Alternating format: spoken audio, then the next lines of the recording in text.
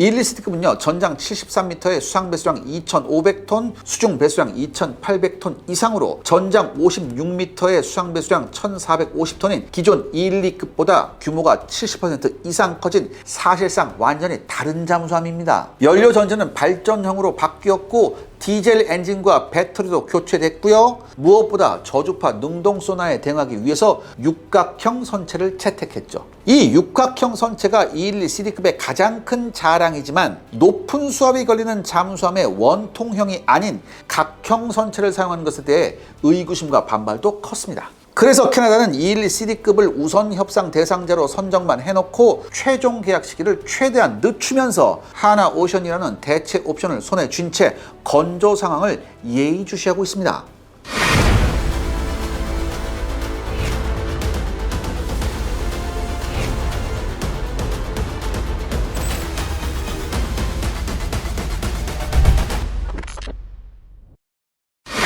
지난 시간 TKMS가 승자의 저주에 걸렸다고 하셨는데요. 독일 TKMS사는 최대 60조 원에 달하는 캐나다 잠수함 사업에서 승리했습니다. 하지만 그럼에도 불구하고 주가가 폭락하는 황당한 상황에 내몰리고 있습니다. 캐나다 잠수함 우선 협사 대상자 발표 이후에 TKMS 주가가 폭락하면 물론 투자자들 사이에서는요, 실체가 있는 계약 내용을 공개하라는 요구가 빗발치고 있다고 합니다. TKMS의 주가는 7월 23일 기준 81.2유로 수준으로 기존의 상승 예측을 크게 벗어나고 있습니다. 독일 증권가는 얼마 전까지 TKMS가 캐나다 사업을 수주할 경우 강력한 주가 상승 모멘텀을 확보할 것이라는 보고서를 발표하고 있었습니다. 그런데요, TKMS가 무려 206억 유로, 약 35조 원에 달하는 수주 잔고를 확보한 상태에서 캐나다 사업에서 승리함에 따라 최소 100억 유로, 약 17조 원 이상의 수주 잔고가 추가되었기 때문이죠. 독일 최대 주식시장 조사기관인 MWB 리서치의 옌스 페터 리크 연구원은요, 지난달 발표한 보고서를 통해 TKMS의 목표 주가를 125유로로 예측하면서 강력한 매수 의견을 제시하기도 했었습니다. 하지만 기대와 달리 TKMS 주가는 답보 상태를 걷고 있는데요. TKMS 주가는요, 캐나다 잠수함 사업 발표 당일인 7월 6일에 93.3유로를 찍은 후 곧바로 하락합니다. 그리고 이후에 계속해서 80유로 초반 수준을 유지하고 있죠. 그렇다면 왜 TKMS의 주가가 고전을 면치 못하고 있을까요? 투자자들은요, TKMS가 장부상으로는 기록적인 수주 잔고를 달성했지만 이를 현금화할 시기가 불확실하다는 점을 우려하고 있습니다. 대표적으로 캐나다 정부와 TKMS사는 최종 계약 체결 시기를 두고 엇박자를 내고 있는데요. 먼저 올리버 무르크하르트 TKMS사 최고 경영자는요, 올해 연말 최종 계약 체결을 목표로 한다고 밝혔습니다. 하지만 캐나다 정부가 발표한 스케줄은요, TKMS사와 2027년도 말 정도의 계약을 체결하고 첫 번째 발주 수량 내척을 2034년까지 인도받겠다는 거죠. 더욱이 제가 지난번에 말씀드렸듯이 경쟁자였던 하나오션을 최종 탈락자가 아닌 법적 효력을 가진 예비 공급자로 지정한 바 있습니다. 캐나다 정부는 추가해서요, TKMS와의 세부 협상이 결렬될 경우 하나오션을 즉시 우선 공급자로 지정해 협상을 진행할 수 있는 법적 권리를 명시하기도 했습니다. 그럼 왜 캐나다는 2027년 연말까지 최종 계약을 늦추고 하나오션이라는 카드를 쥐고 있을까요? 여러 가지 이유가 있지만 가장 큰 요인은 최초의 212 CD급 진수가 2027년으로 예정되어 있기 때문입니다. 즉 2027년 연말이 되어야만 독일 TKMS사의 212 CD급의 완성도를 판단할 수 있는 최소한의 결과물을 확보하면서 TKMS가 요구된 시기까지 제대로 잠수함을 건조할 수 있는지에 대한 건조 역량을 파악할 수 있기 때문입니다. 그렇다면 212 CD급의 불안 요소와 TKMS의 고민은 무엇인가요? 캐나다 정부가 계약을 서두르지 않는 이유는 212 CD급의 기술적 완성도와 함께 TKMS사 및 독일 정부가 약속한 절충 교육의 이행 여부를 아직 완전히 신뢰하지 않기 때문입니다. 독일은 유보트 신화를 가진 나라지만 신형 잠수함 건조 사업에서는 불미스러운 사건이 많았습니다. 그리스 해군은 하데베사, 그러니까 하데베가 그러니까 TKMS의 전신이에요. 이 하데베사가 수출용으로 개발한 20급을 세계 최초로 주문해 성능과 신뢰성 모두 문제가 없었던 경험을 바탕으로 2000년에 세계 최초로 214급을 발주합니다. 하지만 2004년에 진수된 214급은요, 곧바로 수많은 결함을 드러냈는데요. 바다가 거칠면 선체가 균형을 유지하지 못하고 최대 46도까지 기울어지면서 극심한 롤링과 피칭이 발생했죠. 여기에 214급을 위해 개발된 연료전지 AIP는 지속적으로 고장을 일으켰고요. 영구자석 추진기 역시 요구된 신뢰성을 발휘하지 못했습니다. 그리고 그리스 다음으로 214급을 발주한 우리 해군 역시 연료전지 AIP의 잦은 고장, 영구자석 추진기 결함, 그리고 요구치보다 높은 소음 문제에 똑같이 시달렸죠. 이 중 소음 문제는 하데베, 그러니까 현재 TKMS사가 기술적 해결이 어렵다고 판단해서 벌금을 내는 것으로 무마했고요. 우리 해군도 요구 수치를 크게 벗어나지 않았기에 벌금을 받고 그냥 넘어갔습니다. 그럼 212CD급은 이미 신뢰성이 검증된 212급의 확대 발전형이니 괜찮은 것 아닐까요? 212CD급은요, 전장 73m에 수상 배수량 2,500톤, 수중 배수량 2,800톤 이상으로 전장 56m에 수상 배수량 1,450톤인 기존 212급보다 규모가 70% 이상 커진 사실상 완전히 다른 잠수함입니다. 연료 전지는 발전형으로 바뀌었고 디젤 엔진과 배터리도 교체됐고요. 무엇보다 저주파 능동 소나에 대응하기 위해서 육각형 선체를 채택했죠. 이 육각형 선체가 212CD급의 가장 큰 자랑이지만 높은 수압이 걸리는 잠수함의 원통형이 아닌 각형 선체를 사용하는 것에 대해 의구심과 반발도 컸습니다. 그래서 캐나다는 212CD급을 우선 협상 대상자로 선정만 해놓고 최종 계약 시기를 최대한 늦추면서 하나오션이라는 대체 옵션을 손에 쥔 채 건조 상황을 예의주시하고 있습니다. 문제는 이 지연이 TKMS에게 승리가 아니라 리스크로 돌아온다는 점이죠. 캐나다 해군이 12척을 발주한 만큼 TKMS는 설비 투자와 연구개발, 기자재 확보, 인력 채용에 막대한 선행 투자를 지금부터 시작해야 하는데요. 정작 이를 보장해줄 확정 계약서가 없는 상태입니다. 더욱이 TKMS는 민간 분야 매출이 거의 없이 군용 함정 건조에 의존하는 회사입니다. 발주국이 계약을 취소하거나 축소하면 선행 투자를 고스란히 날려야 되죠. 실제로 이건요, 우리가 똑같이 한번 겪었었어요. 하나오션의 전신인 대우조선해양은요, 2011년 인도네시아에 나가파사급 잠수함 3척 수출에 성공했고 2019년 4월 12일에는 3척 분량의 2차 추가 건조 계약까지 체결했었습니다. 당연히 계약이 이행될 것으로 판단해서 대우조선해양은 그해 7월 26일 독일 지멘스와 5,850만 유로 약 789억 원 규모의 영구자석 추진기 3세트 도입 계약을 체결해서 인수까지 완료했었죠. 계약금을 받기도 전에 선행 발주한 이유는 디젤 엔진이나 영구자석 추진기가 주문 생산 방식이에요. 그렇기 때문에 제작에만 1년 이상이 걸립니다. 그래서 그냥 먼저 발주해가지고 받은 거예요. 하지만 여기서 인도네시아 종특이 나옵니다. 전임 정부가 서명한 도입 계약을 이행하지 않는 생 양아치 짓을 합니다. 이로 인해 대우조선해양은 막대한 손해를 떠안아야 했습니다.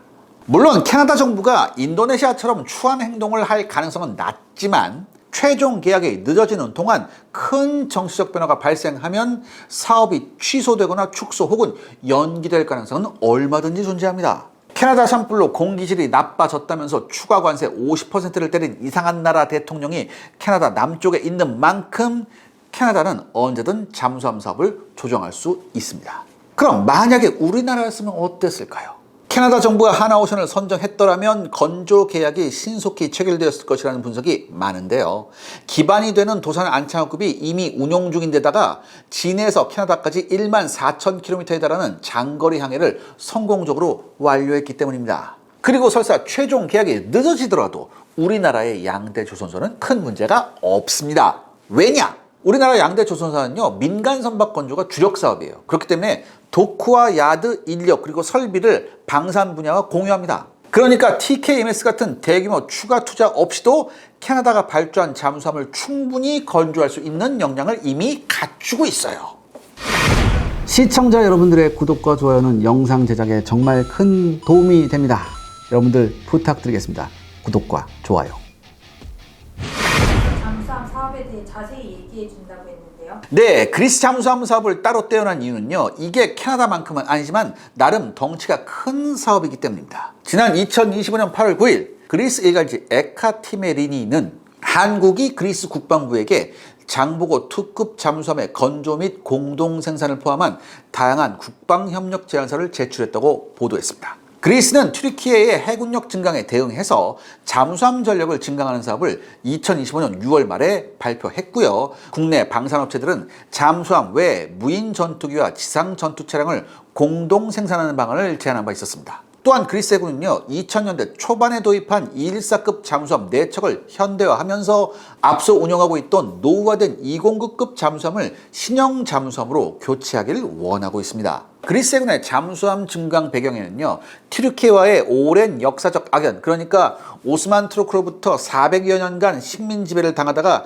1830년에야 독립했다는 아픈 과거사가 1차로 작용하고 있습니다. 우리나라가 일본 해군력에 대응해서 잠수함 전력 양성을 시작했다는 것과 궤를 같이 하고 있죠. 이런 역사적 문제 외에 현실적으로 키프로스 주변의 해상가 시험 문제로 그리스는 튀르키예와 계속 충돌하고 있습니다. 그래서 반드시 그리스 입장에서는 강력한 해군력이 필요한 상황이죠. 튀르키예는 현재 12척의 209급 잠수함을 보유하고 있고요. 추가로 214급 잠수함 6척을 레이스급이라는 명칭으로 건조하고 있습니다. 그리고 독자적으로 자국산 잠수함을 건조하는 밀덴 프로그램 외에 무려 자국산 원자력 잠수함을 건조하는 눅덴 프로그램까지 진행하고 있습니다. 그리스 해군은 튀르키예 잠수함 위협에 대응해 4척의 신형 잠수함을 도입하면서 기존 214급 잠수함 4척의 성능 개량 사업을 함께 발주했습니다. 그래서 하나오션과 방위사업청은 그리스 해군에게 대규모 무기 판매 패키지를 제안한 바 있었는데요. 하나오션은 4척의 그리스 214급 잠수함의 성능 개량과 함께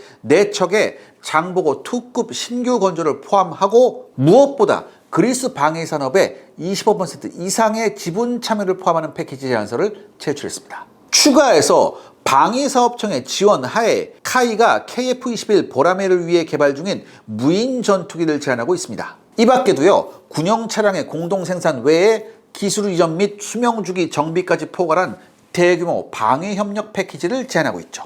하지만 상황이 별로 좋지 못합니다. 지난 4월 30일 독일 TKMS사는 또 이 새끼들이 나오네. 아무튼 이 독일 TKMS사는요, 그리스의 스카라반가 조선소와 공동으로 그리스 해군이 운용 중인 214급 잠수함 4척에 대한 성능 개량 사업을 수행하는 계약을 체결했다고 발표합니다. 전 세계적으로 214급 잠수함에 대한 성능 개량이 가능한 국가가 단 2개국뿐입니다. 바로 독일과 우리나라죠. 그러니까 이걸 고려하면 사실 우리나라는 가장 큰 경쟁력 하나를 상실한 셈입니다. 사실 이것도 제가 생각하기엔 조금 나토 카르텔 같긴 해요. 물론 이게 214급 원조가 독일이니까 당연히 성능 개량 얘네하고 하는 거 아니야? 뭐 이렇게 얘기할 수도 있는데 이게 가격 차이가 좀 많이 났었거든요. 아무튼 그럼에도 그리스 해군의 신규 잠수함 4척 건조 사업이 남아 있습니다. 그러니까 그리스에서 누가 승리하느냐에 따라서 향후 크로아티아, 루마니아, 불가리아 등의 인근국 해군의 수상함 및 잠수함 건조 사업에서 유리한 고지를 선점할 가능성이 아주 높습니다. 그렇기 때문에 아주 격렬한 경쟁이 지금 진행되고 있죠. 그러면 그리스 해군의 요구사항이 있나요? 그리스 해군은요, 우선적으로 노후화된 209급 잠수함을 대체할 수 있는 4척의 잠수함을 그리스 내부에서 건조하길 원하고 있습니다. 4척의 신형 잠수함은 AIP 추진기관과 리튬 전지 탑재, 자동화를 통한 인력 절감, 특수부대형 공간 외에 대지 공격이 가능한 순항미사일 운용 능력까지 요구하고 있죠. 현재 경쟁에 참여한 잠수함 모델을 보면요, 프랑스의 스콜펜급과 마라쿠다급, 독일의 218급과 209NG급. 이게 209NG라는 건 뭐냐면 이제 209가 여러 가지가 있어요. 1000톤, 1200톤 막 이렇게 돼 있는데 이 중에서 1400톤 모델이 209NG급입니다. 그리고 스웨덴의 A26 등이 있습니다. 그리고 추가로 우리나라의 하나오션과 HD 현대중공업이 각각 참여 의사를 밝혔죠. 그리고 여기서 아쉬운 부분이 존재합니다. 지난 6월 2일 HD 현대중공업은요, 그리스 최대 조선소인 스카라만가스 조선소와 함정사업 협력을 위한 양해각서 MOU를 체결했다고 발표했습니다. 이번 협약은 그리스 해군과 해안경비대 함정 건조를 비롯해 무인 수상정 등 미래 함정 기술 협력을 포괄하고요, 무엇보다 잠수함 건조 사업을 노린 포석입니다. 그런데요, 하나오션도 지난 6월 5일에 그리스 조선업체인 오닉스 쉽야드 앤 테크놀로지스 그룹과 전략적 협력 계약, 즉 MOU를 체결했습니다. 협력 내용은 그리스 아테네 인근 LF시나 조선소를 중심으로 대규모 조선 함정 유지보수 즉 MRO 거점을 조성한다는 거고요. 역시나 그리스 잠수함 건조 사업을 위한 포석이었죠.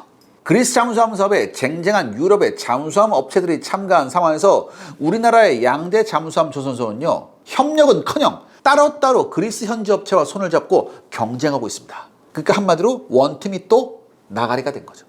이렇게 국내 조선소끼리 경쟁할 경우 우리가 자랑하는 가장 큰 경쟁력인 낮은 가격의 건조가 안 됩니다. 이 우위가 흔들릴 수 있어요. 그러니까 이런 내부적인 집안 싸움 때문에 국내 잠수함 조선소의 취약점이 드러납니다. 이게 큰 문제예요. 정부와 방위사업청 입장에서도 단일 조선소가 참가해야만 체계적으로 지원할 수 있습니다. 그런데 복수의 국내 업체가 참여 의사를 이렇게 밝힘에 따라서 제대로 된 측면 지원을 진행하기 어려운 상태입니다. 그럼 우리나라가 그리스 잠수함 사업에서 승리할 수 있을까요? 그리스 잠수함 사업에서 가장 큰 우위를 확보하는 것은 바로 이 망할 놈의 TKMS입니다. 그리스 해군은 지금까지 독일 TKMS사 잠수함만 운영해 왔고요. 214급 성능 개량 사업도 이미 TKMS한테 줬죠. 하지만 그리스 해군은요, 독일 TKMS사에 대해 큰 불만을 가지고 있습니다. 독일이 그리스와 적대국인 튀르키예 모두의 잠수함을 수출하면서 심지어 튀르키예 차세대 잠수함 건조 사업을 적극 지원하고 있기 때문이죠. 그리스 해군 입장에서는 자국 해군이 운용 중인 독일제 잠수함과 높은 기술적 연관성을 가지면서도 자국 잠수함의 음향 특성과 기술적 특성이 노출되지 않는 잠수함 모델이 있다면 선호할 수밖에 없을 겁니다. 그리고 우리나라 잠수함이 바로 그러한 특징을 가지고 있죠. 하나오션은요, 그리스 측에 수직 발사기를 제거해서 전장을 77m로 배수량을 2,800톤급으로 줄인 장보고 3급 축소형을 제안하고 있습니다. 물론 장보고 3급 수출형은요, 다른 유럽의 경쟁 잠수함과 비교해 배수량이 800톤 정도 무거워서 상대적으로 건조 비용이 높습니다. 하지만 하나오션 관계자는요, 필리핀에 제한된 프랑스 스콜펜급의 건조비가 척당 5억 달러, 그러니까 우리나라 돈으로 하면 한 6,500억 원? 근데 이런 걸 고려해보면 장보고 3급 수출형이 충분히 가격 경쟁력을 확보할 수 있다고 보고 있었습니다. 사실 배수량이 커지면요, 장점도 많습니다. 기본적으로 소나의 면적이 커져서요, 탐지 능력이 향상되고요. 2,000톤급 잠수함의 거주 공간이 주로 1층인 것과 비교해서 장보고 3급 수출형은요, 2층 공간을 통해서 승조원 거주구역의 면적을 2배 정도로 늘릴 수 있습니다.